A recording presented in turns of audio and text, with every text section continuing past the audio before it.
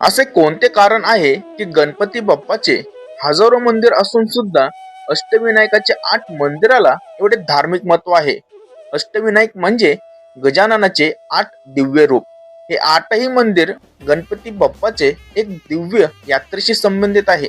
एका कथेनुसार अशी मान्यता आहे की या जागी कोणत्याही मूर्तीची स्थापना केली गेली नसून येथे स्वयं गजानन प्रकट झाले.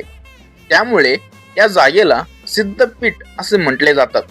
प्रत्येक मंदिर एक अनोखी आणि वेगळे कथेशी संबंधित आहे आणि प्रत्येक मूर्ती वेगवेगळ्या समस्यांवरती आशीर्वाद प्रदान करते. जसे की एका ठिकाणी चिंतेचे निवारण होते तर दुसऱ्या जागी सिद्धी प्राप्त होते.